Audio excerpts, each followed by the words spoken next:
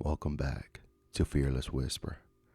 Tonight's story is about the strange noises inside a quiet apartment and the truth hiding in the walls. Turn off your lights, settle in, and let's get into the horror. Mason didn't believe in the paranormal. He worked late, slept light, and minded his own business. So when he moved into apartment 3B, a small, dusty place on the third floor, he barely noticed the odd smell coming from the air vents. The landlord brushed it off. Old building, metal expands, don't worry about it. Mason didn't. Not at first. The first noise.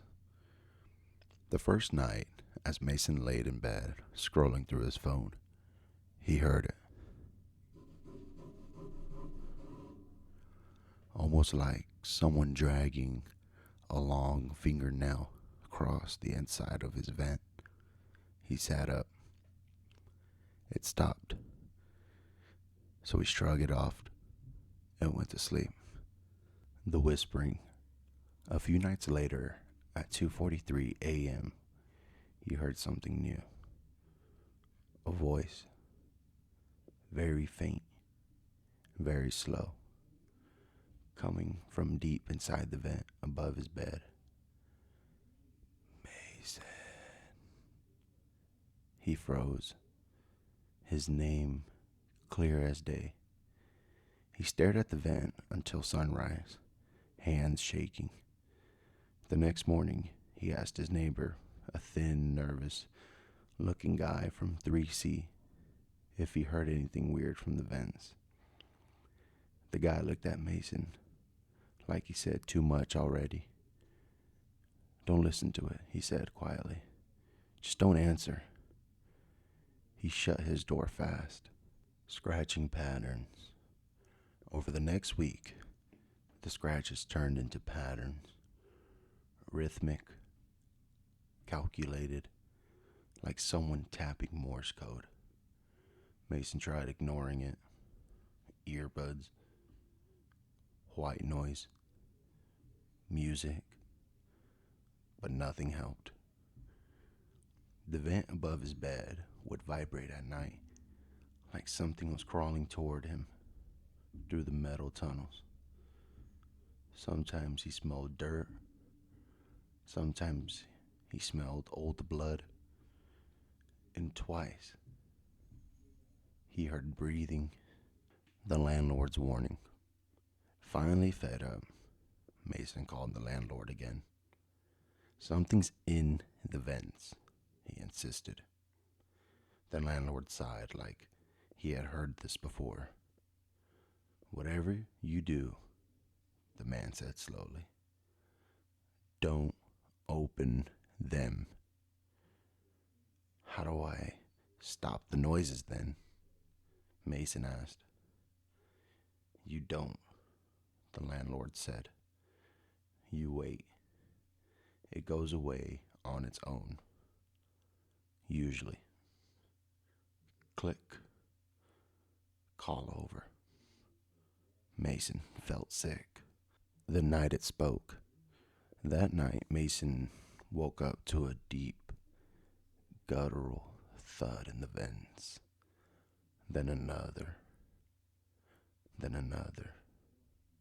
The air grew cold. Dust drifted out through the vent slits. The voice returned. This time clear. Closer. Mason, I'm almost there. The screws on the vent cover vibrated. One of them loosened, spinning halfway out. Mason began to cry without realizing it. The neighbor's door.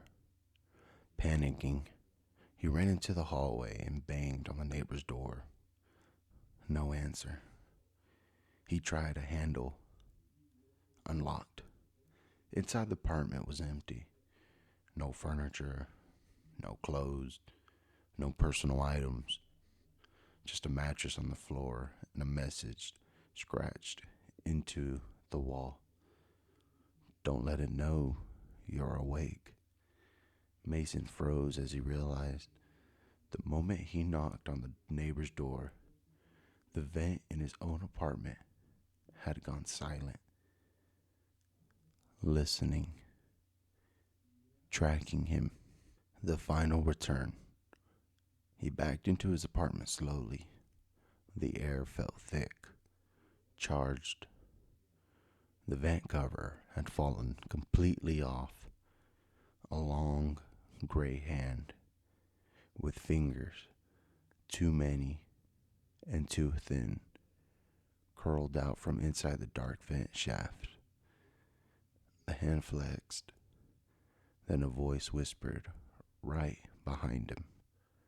Not from the vent this time, no, but inches from his ear.